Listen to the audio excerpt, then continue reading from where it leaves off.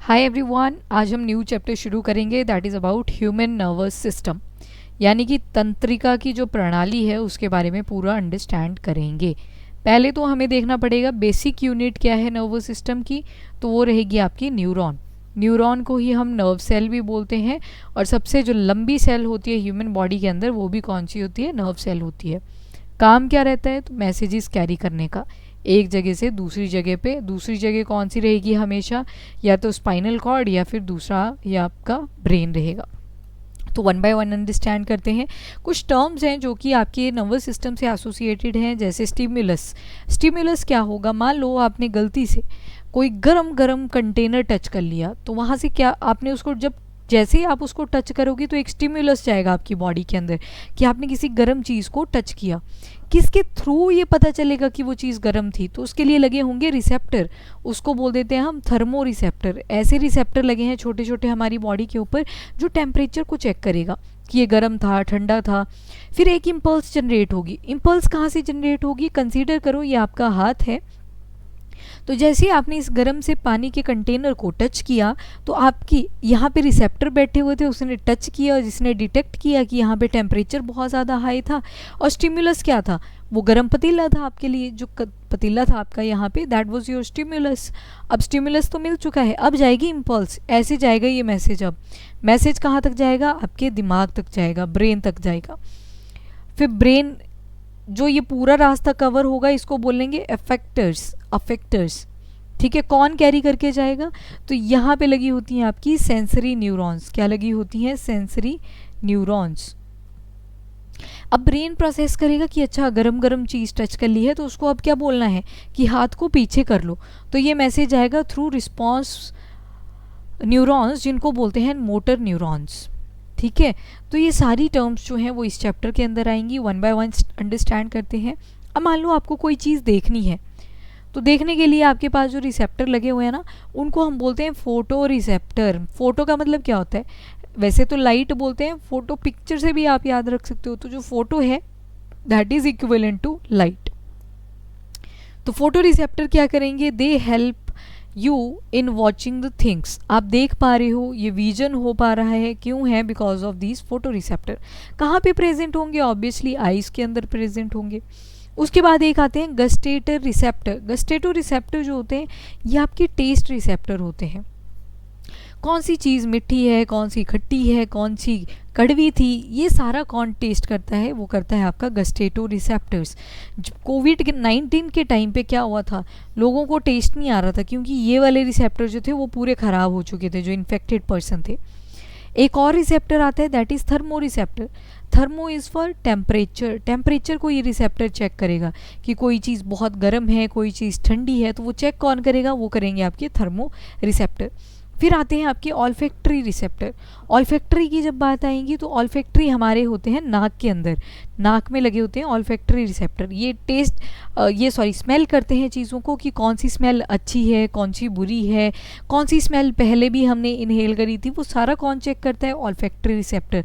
होता है ना, कुछ खुशबुएं ऐसी होती हैं जो आपको लगता है ये पहले भी कहीं पे इनहेल करी हुई है, तो ये सारे किसके काम रहते हैं? स्मेल ओरिएंटेड, वो रहते हैं आपके ऑल्फैक्टरी रिसेप्टर के। वैसे आते हैं एक फोनो रिसेप्टर। फ़ोन कहाँ लगाते हो आप? कान के साथ लगाते हो। लाउड स्पीकर की बात नहीं हो रही है यहाँ पे, मतलब अगर आपको बात करनी हो तो जनरली आप फ़ोन कहाँ लगाते हो? कान के साथ लगाते हो। तो कान के साथ जो रिसेप्टर होते हैं दीज आर नोन एज फोनो रिसेप्टर। उसके बाद आते हैं स्टेटो रिसेप्टर। कोई भी चेंज अगर प्रेशर में आ रहा है, ठीक है, तो वो कौन चेक करेगा? वो चेक करता है आपका स्टेटो रिसेप्टर। ये जनरली हमारे कान में प्रेजेंट होते हैं। आप अगर कभी गोल गोल ऐसे घूमे हो ना, घूमते नहीं होते थे पहले, कंपटीशन लगाते थे कि कौन कितनी देर घूम पाएगा, तो उस टाइम पे क्या होता है? ये रिसेप्टर डिस्टर्ब हो जाते हैं। हमारी फ्लूइड तो होती है कान के अंदर डिस्टर्ब, पर उसके साथ साथ ये वाले रिसेप्टर रिप्रेजेंट करते हैं। वो धक्के से नहीं लगते आपको फिर घूमने के बाद, तो that is because disturbance in the statoreceptor. तो ये प्रेशर को चेक करता है। फिर आते हैं आपके टेंगो रिसेप्टर। किसी ने आपको टच किया तो वो टच रिसेप्टर कौन से होंगे? वो हैं आपके टेंगो रिसेप्टर। टेंजिबल, इनटेंजिबल, तो दे रिप्रेजेंट टच। और उसके अलावा और भी बहुत सारे टाइप के रिसेप्टर्स रहते हैं, जैसे पेन एंड प्रेशर रिसेप्टर्स। तो there are many types of receptors over the body. उसके बाद देख लेते हैं यहाँ पे न्यूरॉन का स्ट्रक्चर। न्यूरॉन के स्ट्रक्चर को अगर देखोगे तो जो ऊपर वाला पार्ट है दिस वन, ये पूरा का पूरा जो ऊपर वाला पार्ट है, और ये जो ब्रांच लाइक स्ट्रक्चर्स निकले हुए हैं, दीज ब्रांच लाइक स्ट्रक्चर्स, ये वाले, इनको बोलते हैं डेंड्राइट्स। क्या बोलते हैं इनको? डेंड्राइट्स। ये जो ब्रांच लाइक स्ट्रक्चर है इनको हम क्या बोलते हैं? डेंड्राइट। ये जो सेंटर में आपको एक स्ट्रक्चर दिख रहा है यहाँ पे, दिस ग्रीन कलर, इसको बोलते हैं न्यूक्लियस। क्या बोलेंगे इसको? न्यूक्लियस। और इसके अंदर साइटोप्लाज्म भी होगा, ठीक है। इसके अंदर क्या मिलेगा आपको? साइटोप्लाज्म भी मिलेगा। और क्या मिलेंगे? छोटे छोटे ग्रैन्यूल्स मिलेंगे, जिनको हम नीजल्स ग्रैन्यूल बोल देते हैं। ग्रैन्यूल रिप्रेजेंट कर रहा है कि कोई चीज़ कण की तरह प्रेजेंट है। इनके अंदर होते हैं राइबोसोम्स। क्या प्रेजेंट होते हैं? राइबोसोम्स। तो ये जो न्यूरॉन होता है, इसकी जो राइबोसोम है वो कहाँ पे प्रेजेंट है? नीजल ग्रैन्यूल्स के अंदर। उसके अलावा थोड़ा आगे चलोगे तो यहाँ पे एक आगे लंबी सी स्ट्रक्चर आएगी जिसको हम बोलते हैं एक्सॉन। एक्सॉन जो होती है ये आपके प्रोटीन से कवर्ड होती है, प्रोटीन से, ताकि जो मैसेज है वो आगे पीछे स्प्रेड ना हो जाए। कौन सा मैसेज अभी देखेंगे, पर ये माइलिन शीट क्या करती है? एक्सॉन को प्रोटेक्शन देके रखती है। बीच से गई एक्सॉन और साइड में थी आपकी माइलिन शीट। बीच में छोटी छोटी सेल्स होती हैं जिनको बोलते हैं श्वान सेल्स। उसके बाद ये जो बीच में गैप्स दिख रहे हैं ना आपको, गैप्स भी दिखेंगे यहाँ पे, ये जो गैप्स होते हैं इनको हम बोलते हैं नोड ऑफ रेनवियर। ये जो गैप्स दिख रहे हैं, these are the node of Ranvier. ये सारे पार्ट हैं किसके? एक्सॉन के ही हैं। लास्ट में आएगी एक्सॉन की टर्मिनल, या फिर इनको बोलते हैं टर्मिनल एंडिंग्स, ठीक है। टर्मिनल एंडिंग्स भी बोलते हैं। अब जैसे ही आपने देखा न्यूरॉन का स्ट्रक्चर ओवरऑल कुछ ऐसा दिखा आपको, आगे एक्सॉन थी, यहाँ पे टर्मिनल एंडिंग्स दिखी, इसके आगे और न्यूरॉन्स जुड़ी होती हैं लाइक दिस,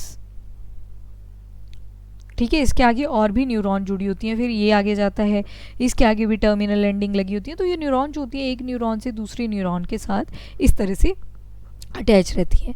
जब भी मैसेज आपका इस पार्ट से लेके टर्मिनल एंडिंग तक जाएगा, यानी कि जो सेल बॉडी है स्टार्टिंग में, इसको सेल बॉडी बोल देते हैं, ये जो सेल बॉडी रहेगी स्टार्टिंग में, यहाँ से लेके टर्मिनल एंडिंग तक का जो मैसेज रहता है, तो ये जो होता है ये इलेक्ट्रिकल मैसेज है। कैसा है? इलेक्ट्रिकल।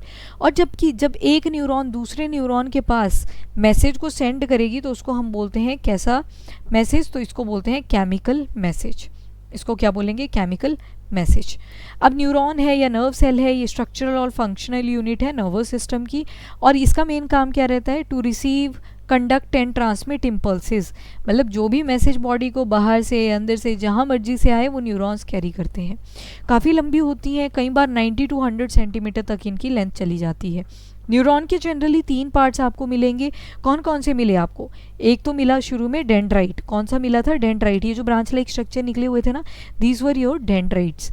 और ये जो पूरा का पूरा स्ट्रक्चर बनेगा, न्यूक्लियस ऐड कर दूं, साइटोप्लाज्म ऐड कर दूं, या फिर न्यूजल ग्रैन्यूल्स को अगर मैं ऐड कर दूं, तो ये पूरा स्ट्रक्चर बन जाता है सेल बॉडी।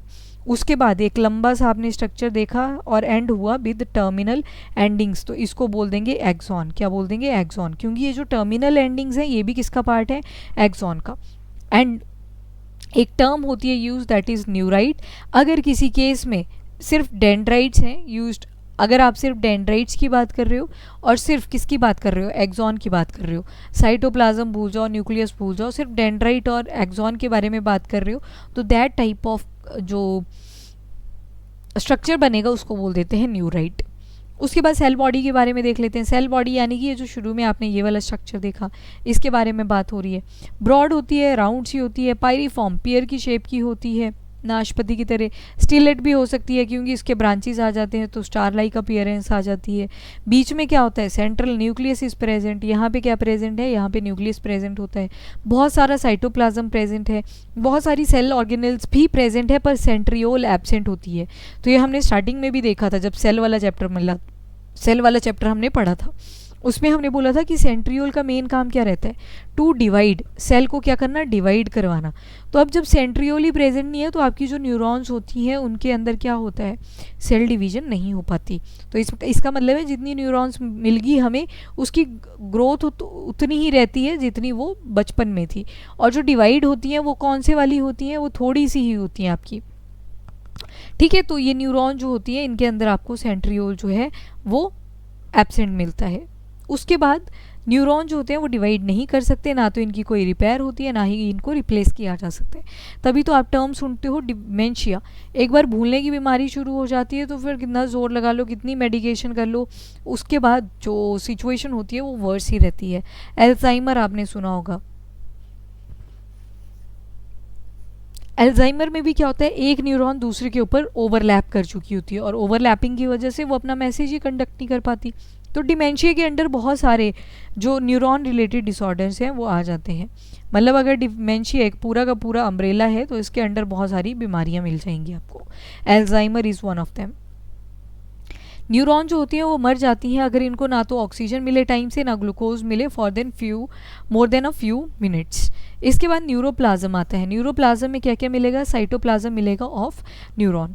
उसके बाद जो न्यूक्लियस होता है वो काफ़ी बड़ा होता है साइज़ में, प्रोमिनेंट न्यूक्लियोलस भी उसमें प्रेजेंट होता है। याद है ना अपना न्यूक्लियस ऐसा ही तो था, न्यूक्लियोलस भी था। न्यूक्लियोलस के अंदर क्या प्रेजेंट थे, राइबोसोम्स थे। और उनके अंदर फिर और क्या चीज़ें हो सकती है, नीजल ग्रैन्यूल आ गए, न्यूरोफाइब्रिल्स आ गए, तो ये सारी चीज़ें हमें न्यूक्लियोलस के अंदर मिल जाती हैं। डेंड्राइट की अगर बात करें तो डेंड्राइट क्या मिला हमें, ये जो ब्रांच लाइक स्ट्रक्चर हम देख रहे हैं, जो ब्रांच लाइक स्ट्रक्चर है that is known as dendrite. Branch like structure जो मैसेज रिसीव करता है दूसरी न्यूरॉन से एंड अलाउ करता है transmission of messages to the cell body. मतलब ये जो मैसेज आएंगे साइड से वो कहाँ पे आते हैं, पहले डेंड्राइट्स के पास आते हैं, फिर डेंड्राइट ही उसको सेल बॉडी में भेजता है, फिर एक्सॉन में जाता है, टर्मिनल एंडिंग, और फिर अगली न्यूरॉन के पास जाता है। क्योंकि कहाँ तक पहुँचाना है मैसेज को, ब्रेन तक पहुँचाना है। नाउ आता है एक्सॉन। एक्सॉन जो था वो देख लिया हमने अगेन, कौन से वाला पार्ट था, तो ये जो लंबे वाला पार्ट था एक्सॉन, ठीक है, ये वाला पार्ट जो था दिस वाज योर एक्सॉन। ये क्या करता है, इलेक्ट्रिकल इम्पल्स को कैरी करता है, ठीक है, from cell body to axon terminals. उसके बाद आता है साइनेप्स। साइनेप्स जो होता है ये दो न्यूरॉन के बीच का गैप होता है। ये बना दी एक न्यूरॉन, यहाँ टर्मिनल एंडिंग्स आगे, यहाँ पे ये जो गैप मिलेगा आपको, this gap is known as synapse. इसको क्या बोलेंगे, साइनेप्स। क्या बोलेंगे इसको, साइनेप्स बोलेंगे। This gap is known as synapse. यहाँ पे कैसा एक्सचेंज होता है, तो केमिकल वाला। उसके बाद आगे एक्सॉन आएगा, फिर आपके दोबारा से टर्मिनल एंडिंग्स आ जाएंगे। साइनेप्स जो होता है ये क्या होता है, केमिकल जंक्शन होता है, टर्मिनल ऑफ वन न्यूरॉन और डेंड्राइट ऑफ अनदर न्यूरॉन। उसके बाद तीन तरह की न्यूरॉन्स आएंगी, कौन कौन सी, एक आती है आपकी sensory neuron. Sensory neuron, motor neuron और इंटर न्यूरॉन या फिर रिले न्यूरॉन।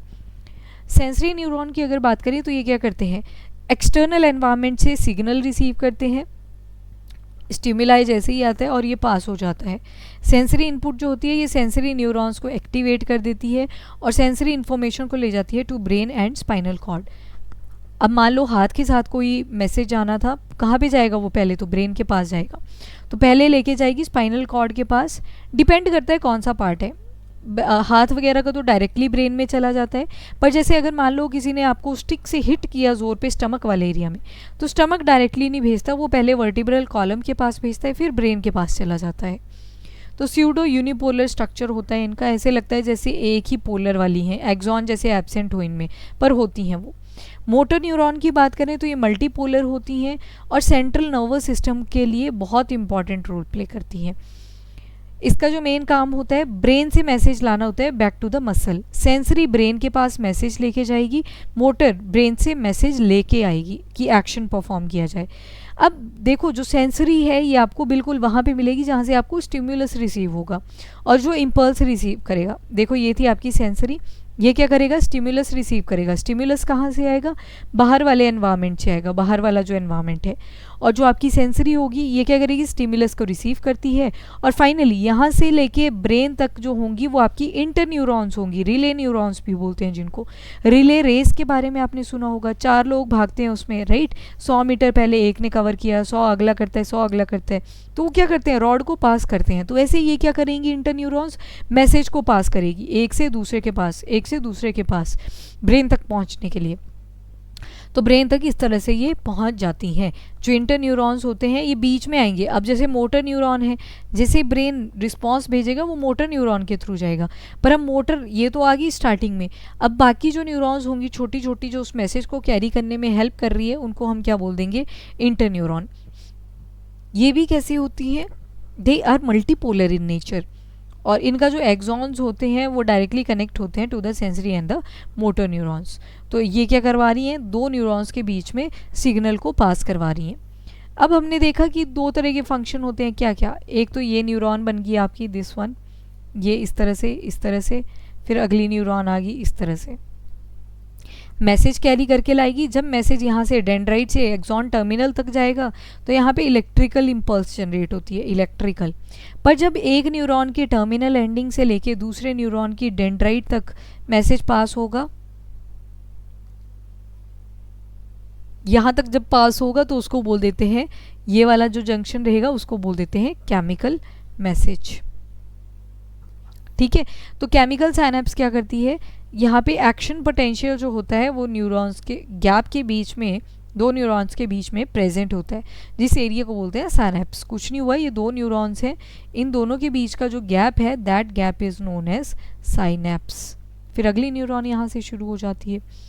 उसके बाद इलेक्ट्रिकल इम्पल्स की अगर बात करें तो दो न्यूरॉन जो होती हैं वो एक गैप के ज़रिए आपस में कनेक्ट होती हैं और क्या रिजल्ट करती हैं, इलेक्ट्रिकल साइनेप्स रिजल्ट करती हैं। तो ये पूरा का पूरा जो न्यूरॉन के थ्रू मैसेज आएगा that is known as electrical impulse. ये ज़्यादा फास्ट होती हैं than that of the chemical impulse. अगर पूछा जाए इलेक्ट्रिकल इम्पल्स में से और आपके केमिकल इम्पल्स में से कौन सी ज़्यादा स्ट्रांग होगी, तो वो आपकी रहेगी इलेक्ट्रिकल वाली। उसके बाद न्यूरोट्रांसमीटर क्या होते हैं, न्यूरोट्रांसमीटर जो होते हैं ये आपके यहाँ पे केमिकल जंक्शन में प्रेजेंट होते हैं। ठीक है, इस वाले एरिया में, ये वाला जो एरिया होता है, एक मैसेज को दूसरे के पास जब भेजेगा तो यहाँ पे जो न्यूरो ट्रांसमीटर्स प्रेजेंट होते हैं, एग्जाम्पल आ जाएंगे जैसे एसिटाइल कोलिन, और क्या आ जाते हैं नॉर एड्रेनालाइन, और क्या आ जाते हैं ग्लूटामिक एसिड। ठीक है, तो ये जो केमिकल होते हैं they are secreted by axon terminal, ताकि एक इम्पल्स को आगे पास किया जा सके टू नेक्स्ट न्यूरॉन और जहाँ पे भी उस मैसेज को लेके जाना है। तो हर जंक्शन पे क्या प्रेजेंट होंगे, आपके न्यूरोट्रांसमीटर प्रेजेंट होते हैं। तभी तो बोला कि दो न्यूरॉन्स के बीच का जो गैप होता है that is known as synapse, और साथ में यहाँ पे जो न्यूरोट्रांसमीटर्स प्रेजेंट होते हैं तो वो कैसे हैं, केमिकल है नेचर में। अब नर्वस सिस्टम के टाइप्स पढ़ेंगे हम, एक्शन पढ़ेंगे सॉरी पहले, तो वो पढ़ेंगे नेक्स्ट लेक्चर के अंदर। अभी के लिए इतना ही। If you like the video do like and share as well as subscribe the channel. Till then bye bye, take care, thank you and have a nice day, keep studying, keep watching.